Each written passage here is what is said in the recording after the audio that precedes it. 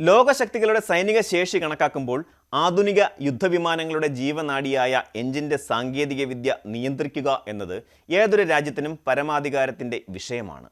പതിറ്റാണ്ടുകളായി ഈ പ്രൊപ്പൽഷൻ സോവൻട്രി എന്ന സ്വപ്നത്തിലേക്കുള്ള ഇന്ത്യയുടെ യാത്രയിൽ നിർണായകമായ ഒരു നാഴികക്കല്ലാണ് ഇപ്പോൾ സംഭവിച്ചിരിക്കുന്നത്. റഷ്യൻ പ്രസിഡന്റ് വ്ളാഡിമിർ പുടിൻ്റെ ന്യൂഡൽഹി സന്ദർശനത്തെ തുടർന്ന് റഷ്യയുടെ Su-57E ഫൈറ്റർ ജെറ്റിൻ്റെ ഇസ്ഡലിയെ 177S എഞ്ചിൻ്റെ സമ്പൂർണ്ണ സാങ്കേതിക വിദ്യ ഹിന്ദുസ്ഥാൻ എയറോനോട്ടിക്സ് ലിമിറ്റഡിന് കൈമാറാൻ റഷ്യ അനുമതി നൽകിയിരിക്കുന്നു. ഇതോടെ ഒറ്റയടിക്ക് ഇന്ത്യ ലോകത്തിലെ ഏറ്റവും മികച്ച 5ാം തലമുറ എഞ്ചിൻ നിർമ്മാണ ശേഷിയുള്ള യുണൈറ്റഡ് സ്റ്റേറ്റ്സ്, റഷ്യ, ചൈന എന്നീ രാജ്യങ്ങളുടെ എലൈറ്റ് ക്ലബിൽ ചേരുകയാണ്. ഒഡീഷയിലെ കോരാപൂരിലുള്ള HAL യൂണിറ്റിൽ ഈ ആധുനിക ടർബോഫാൻ എഞ്ചിൻ നിർമ്മിക്കുന്നതോടെ ഏഷ്യ പസഫിക് മേഖലയിലെ വ്യോമശക്തിയുടെ സമവാക്യങ്ങൾ തന്നെ മാറുമെന്നതിൽ സംശയമില്ല. ഇത് എഞ്ചിനുകളെക്കുറിച്ചിട്ടുള്ള ഒരു ഇടപാട് മാത്രമല്ല, ആകാശത്തിലെ പരമാധികാരത്തെക്കുറിച്ചാണ് എന്ന ഒരു പ്രസ്താവന ഈ കരാറിന് പിന്നിലെ വലിയ ലക്ഷ്യത്തെ കൃത്യമായി രേഖപ്പെടുത്തുന്നു. റഷ്യ മുമ്പ് അതീവ രഹസ്യമായി സൂക്ഷിച്ചിരുന്ന ഈ സാങ്കേതികവിദ്യ ഇപ്പോൾ ഇന്ത്യക്ക് പൂർണ്ണമായി കൈമാറാനെടുത്ത തീരുമാനം കേവലം സൗഹൃദത്തിൻ്റേത് മാത്രമല്ല, റഷ്യയുടെ പ്രതിരോധ വ്യവസായം പാശ്ചാത്യ രാജ്യങ്ങളുടെ ഉപരോധങ്ങളെയും മാറിക്കൊണ്ടിരിക്കുന്ന അന്താരാഷ്ട്ര ആവശ്യങ്ങളെയും നേരിടുന്ന ഒരു നിർണായക ഘട്ടമാണിത്. ഈ സാഹചര്യത്തിൽ ഇന്ത്യ ഒരു ദീർഘകാല വ്യാവസായിക പങ്കാളിയായി ഉയർന്നു വരുന്നു.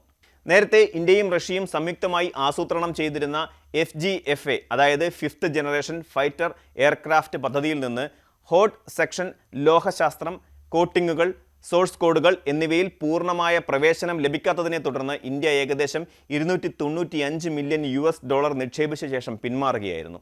എന്നാൽ ഇത്തവണ റഷ്യ അസാധാരണമായ തുറന്ന സമീപനമാണ് സ്വീകരിച്ചിരിക്കുന്നത്. ഇന്ത്യക്ക് മുഴുവൻ പ്ലേബുക്കും ലഭിക്കും.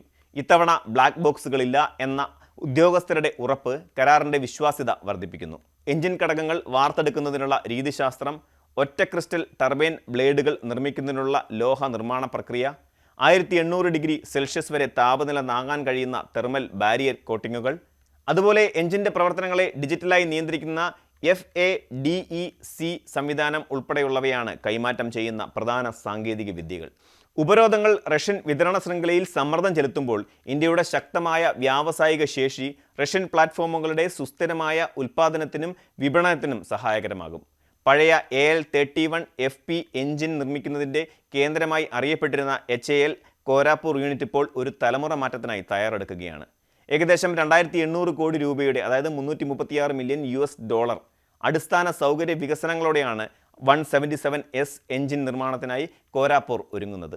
2026 തുടക്കത്തിൽ സൗകര്യങ്ങളുടെ ഓഡിറ്റ്, 2028 പ്രോട്ടോടൈപ്പ് സംയോജനം, 2029-2030 സീരിയൽ ഉൽപ്പാദനം എന്നിവ ലക്ഷ്യമിടുന്നു. ആദ്യ വർഷങ്ങളിൽ ഏകദേശം 54% ഇന്ത്യൻ നിർമ്മാണ പങ്കാളിത്തം, ഒരു ദശാബ്ദത്തിനുള്ളിൽ അത് 80% കവിയുന്ന തരത്തിലാണ് പദ്ധതി രൂപകൽപ്പന ചെയ്തിരിക്കുന്നത്.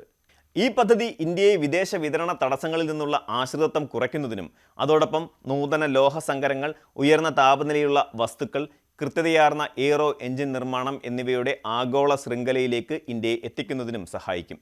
വിദേശ രാജ്യങ്ങളിൽ നിന്നുള്ള അസംബ്ലിംഗ് ആശ്രയിക്കാതെ രാജ്യത്തിനകത്ത് എഞ്ചിൻ നിർമ്മിക്കാനുള്ള കഴിവ് സാമ്പത്തിക ലാഭത്തിന് പുറമെ തന്ത്രപരമായ സുരക്ഷയും ഉറപ്പാക്കുന്നു. ഇന്ന് ലഭ്യമായ പാശ്ചാത്യേതര 5ാം തലമുറ എഞ്ചിൻ സൊല്യൂഷനുകളിൽ ഏറ്റവും മികച്ച ഒന്നാണ് ഇസ്ഡലിയെ 177S. ഇതിൻ്റെ സാങ്കേതിക മേന്മ ഇന്ത്യൻ വ്യോമസേനയുടെ പോരാട്ടശേഷിയെ പലവിധത്തിൽ ശക്തിപ്പെടുത്തും. ആഫ്റ്റർ ബേണറിൽ ഏകദേശം 14500 kgf ത്രസും ഡ്രൈ പവറിൽ 9000 kgf ത്രസും ഇത് ഉൽപ്പാദിപ്പിക്കുന്നു. ഇത് മാക് 1.6 വരെ സൂപ്പർ ക്രൂയിസ് സാധ്യമാക്കുന്നു.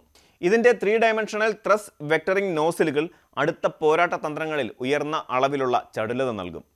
പല്ലിൻ്റെ ആകൃതിയിലുള്ള എക്സോസ്റ്റ് രൂപകൽപ്പന ഇൻഫ്രാറെഡ് റഡാർ വിസിബിലിറ്റി കുറയ്ക്കുന്നതിലൂടെ വിമാനത്തിന് സ്റ്റെൽസ് സ്വഭാവം നൽകുന്നു.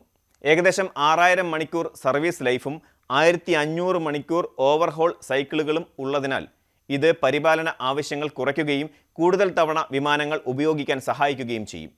സൂപ്പർ സുഖോയ് നവീകരണത്തിൻ്റെ ഭാഗമായി ഇസ്ഡലിയെ 177S എഞ്ചിൻ Su-30 MKI വിമാനങ്ങളിൽ ചെറിയ മാറ്റങ്ങളോടെ ഘടിപ്പിക്കാനും സാധിക്കും.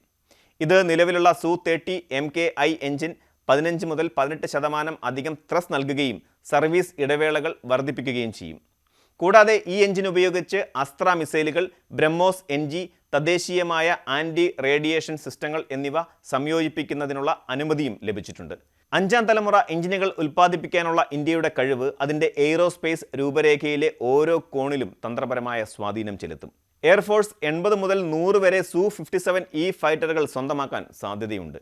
കൂടാതെ തദ്ദേശീയമായി നിർമ്മിക്കുന്ന AMCA അതായത് അഡ്വാൻസ്ഡ് മീഡിയം കോമ്പാറ്റ് എയർക്രാഫ്റ്റ് 2030കളുടെ മധ്യത്തിൽ സേനയിൽ എത്തുന്നതുവരെ ഈ എഞ്ചിൻ പ്രോഗ്രാം ഒരു താൽക്കാലിക ശക്തിയായി പ്രവർത്തിക്കും. പാശ്ചാത്യ എഞ്ചിനുകൾക്ക് കർശനമായ കയറ്റുമതി നിയന്ത്രണങ്ങളുള്ള സാഹചര്യത്തിൽ 177S എഞ്ചിൻ ഇന്ത്യക്ക് വലിയ പ്രവർത്തന സ്വാതന്ത്ര്യം നൽകുന്നു.